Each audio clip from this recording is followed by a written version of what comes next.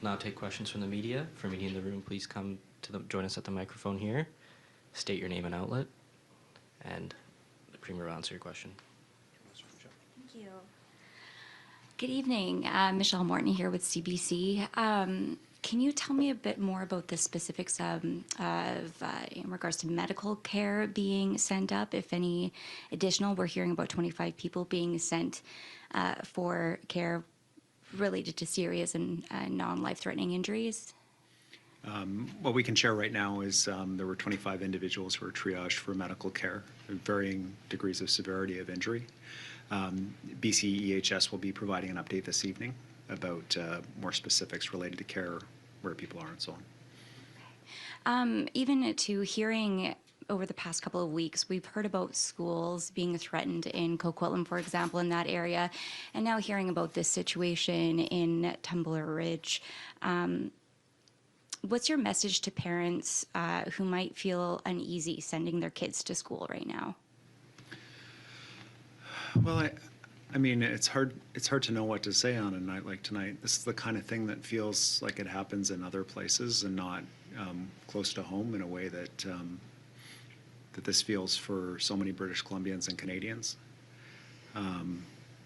The devastation these families face, it's just impossible to understand what they're going through without going through it yourself.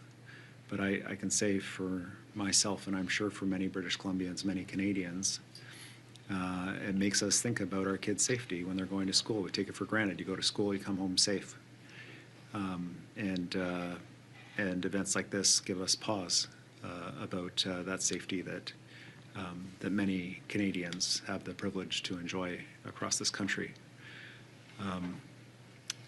In the days and weeks to come, we'll look at this incident and try to understand what opportunities there are to learn from an unspeakable tragedy like this. But for tonight, it's about making sure that those families are receiving all the supports that they can. Do you know when we'll learn more about the investigation as well? Yes, RCMP have asked for patience right now. They understand that British Columbians, people of Tumbler Ridge, want to know everything possible to try to make sense of what happened in Tumbler Ridge today. They have work to do on the ground. They've advised that the community is safe and secure, that the threat is over from this incident. But the work for them and for the community is ongoing. They'll provide details as often and as comprehensively as they can going forward. And we'll follow the police lead on being able to provide additional information. And knowing how devastated the community must be, what is your biggest concern right now? My biggest concern is for the people who have to live with this tragedy, those who are physically injured, for their physical safety, and for those who have endured a trauma that will be with them for the rest of their lives, and how we can support them going forward. That's why I ask for people across the country to do what we can to send love and support to that community right now, because they sure need it. Thank you.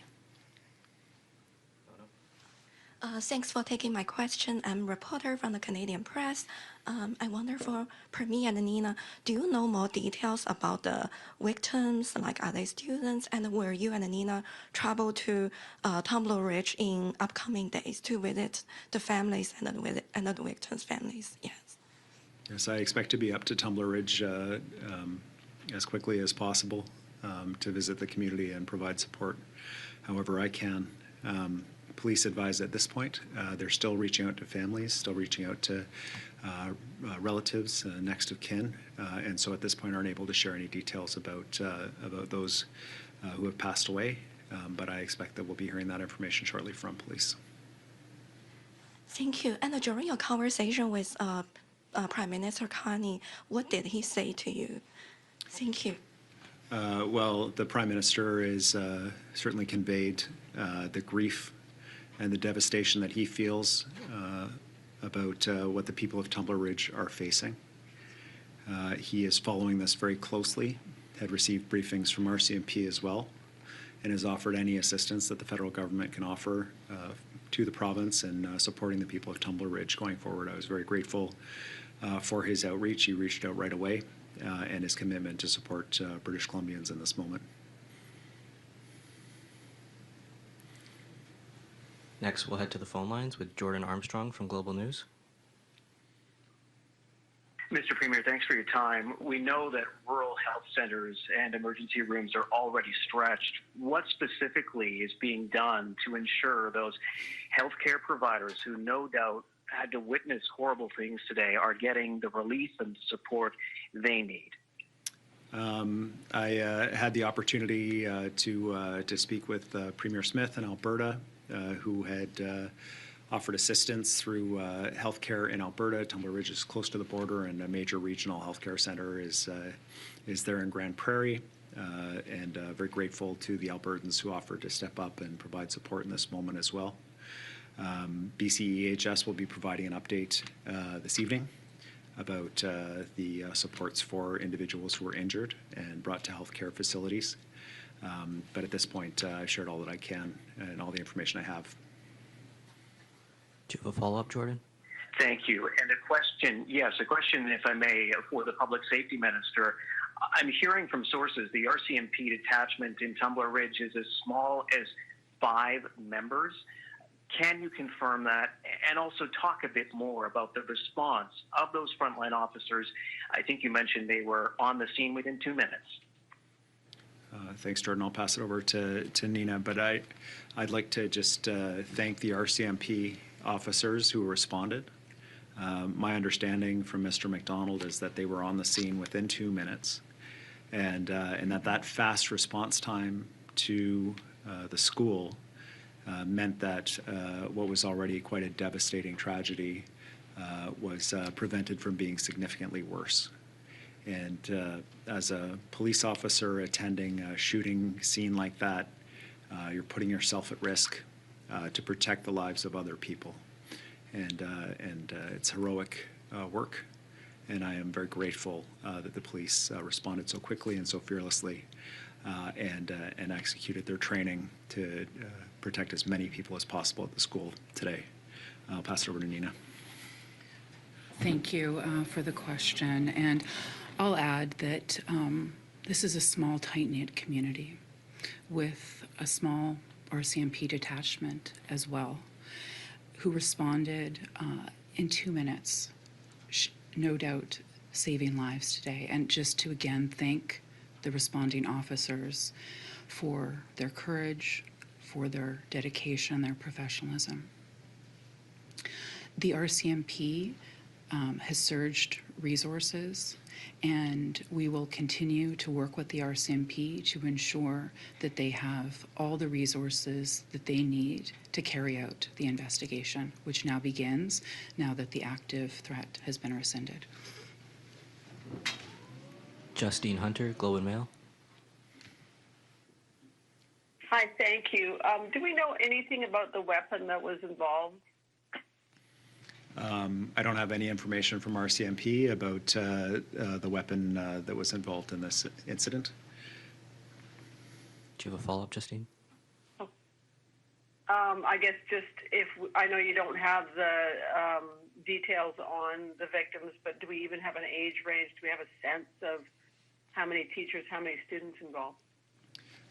I asked the RCMP a very similar question, Justine, and they advised at this point, given that they're still notifying families, relatives, that they were unable to release that information as they wanted to make sure they notified the families first.